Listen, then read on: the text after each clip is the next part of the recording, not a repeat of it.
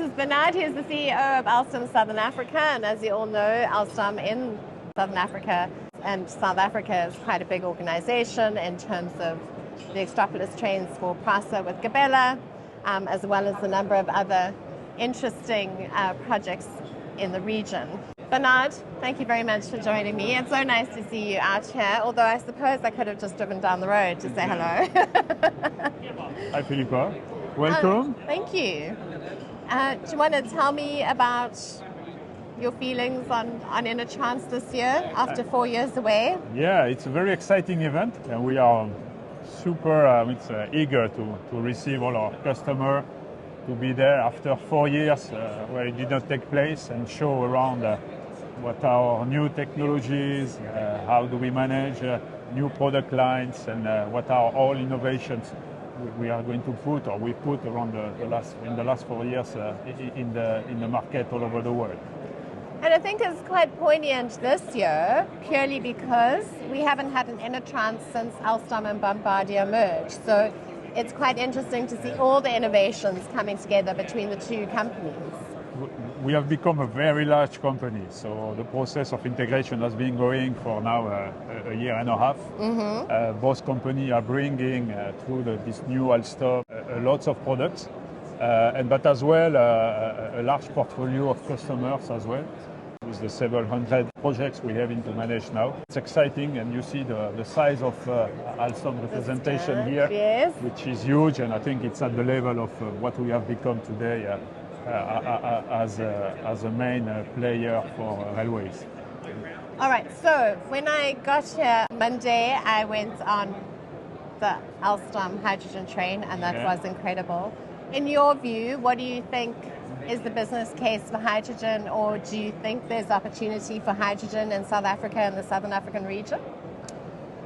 It's today a large question in South Africa. How do we transition to green energy? Mm-hmm. It's not only in Europe. South Africa is part of the discussion. We've engaged already with some of our clients to see how this could be done. And I think before we get into can we have hydrogen trains or not, I think there is a big analysis to be done around what's the real value chain of hydrogen in South Africa. And my view is that hydrogen is very well placed in South Africa, because you can create green hydrogen, you can substitute, if you use trains or whatever mobility means, you can substitute the oil that you are importing. So it really has to be studied as a new way of producing, consuming energy, but as well producing and maybe exporting energy. Because if hydrogen develops very well around the world, I don't see why the Southern Africa, I would say, area, including South Africa and Namibia, could not export green hydrogen. Yeah? It could become like a whole new industry for us. Yes, the new oil producer. Yes. Imagine, second to gold and coal, you know. So there, in my view, I think there's a business case for hydrogen trains in our region. But I think we also need to look at how the rest of it, or the rest of the product portfolio, integrates into our region. Mm-hmm. So when I say that, I'm also referring to battery electric. I'm also referring to the prospect of high speed. And you guys are well positioned, amongst other OEMs, to provide those kind of solutions. Well, I mean, you can visit all the different stands here. You will see a number of solutions. Arvelia mainly for the high-speed train. And I mean, it's still an opportunity for us, even in South Africa, to develop this product in terms of new high-speed line. I mean, I think the subject has been on the table with Ministry of Transport, government, different regions as well, and provinces. On what to put first. So it's a long-term project. I mean, decisions are difficult. But in terms of mobility, going from Johannesburg to Durban in 2 hours, not being on the road, being comfortable, doing the back and forth in 1 day very easily, I think it's a good progress, and it's something that could be done. I mean, other countries have launched, I would say, a gigantic civil works like that. Train is just a little part of the whole project. But yeah, there is nothing that is impossible. And it's not only Johannesburg Durban. You could go in less than an hour from Joburg to Polokwane. We know how busy is that highway. Yes. Every weekend and every day. So I think it's an alternative to big flow of passenger and security on the road, unfortunately. And it's something that would bring a large comfort of life, but as well increase the way people who live, would travel. I mean, living in Polokwane and 1 hour later be in Johannesburg, you could live in Polokwane and work in Joburg. I mean, what we do today, an hour drive, exactly. it's very common. Yeah? Yes. So let's just touch on, the movement of people and obviously mobility. So you were saying just now that in terms of the rail infrastructure, the train is such a small component of all of us. Not that it's an afterthought, but it's such a small component. But when we talk about mobility and we then factor in urbanization and mobility, what is Alstom Southern Africa's view for that kind of mobility in South Africa and our Southern African region? We've been asked many times over the last, I would say, year and a half on what could be the solutions to develop mobility in South Africa, mainly around the big cities, Joburg, Cape Town and Durban. And I think there are plans that are being put in place by the different local authorities.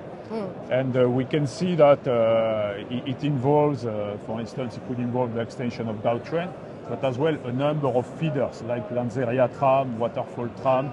So, I mean, and in terms of project or prospect, I mean, we know as Alstom how to provide the full turnkey solution from design, build, finance up to operate and maintain. So for us, it's not a matter on how to do. It's more a matter on when is it going to take place. So the last thing I want to cover with you is the recent announcement, which involves your Traxx locomotives and buying, if I understand correctly, just the assets from TMH Africa. How did that come about? How has it impacted your contract? How do you see that rolling forward? So we already have a large number of units in South Africa, produce EMUs for Prasa, Traxx for Transnet locomotives, Gautrain maintenance. It came to us in April, May, where TMH was going to enter into business rescue. And at that time, we considered in buying the Traxx, I would say, related assets to continue to keep the mean of localized carbon shell in South Africa. And that was for us very important in terms of contract commitment, but mainly in terms of long-term development of our South African base, which is now, I would say, quite mature and complete with this acquisition. Yeah. So now, I mean, we have a much broader activity. We got 105 very skilled employees that we have taken on board. And we have the possibility now to carry out the execution of any locomotive project from the beginning to end. So are you going to keep that facility there, or are you going to move everybody to Alstom and Bombardier? For the time being, we are going to stay there. The project is still under execution for Transnet. It's not easy to move assets like that from today to tomorrow. And then we'll see over time how the business is developing and if there is a necessity to transition assets and equipment and people, of course, to one of our main actual sites. Yeah, because there's obviously at Alstom and Bombardier there's space. There is space in Alstom and Bombardier, but the space is filling very quickly. So, which is a good sign. No, it's a good sign because, Gabella recently announced that they were now at 6 train sets per month of production. They did, yeah.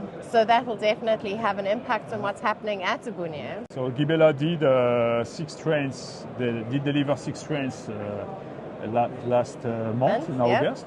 I think they are on the way to do 5, 6 this month as well. So we are getting to a stable output. Ramp up. The ramp-up will be over, in my view, and stabilize in 4 or 5 months from now. And then Ubuni, of course, has to follow as a main supplier of components, and at the same time try to integrate a number of activities as well related to Traxx project. So I'm a little concerned about every country wanting to put down their local content requirements. And I say where I'm concerned is purely because you as an OEM, there's economies of scale for production, and you cannot put a manufacturing facility in every country. You can't put it down in Botswana and then in Namibia and then here and there. Where do we have a conversation, or how do we have a conversation around either regionalizing this or,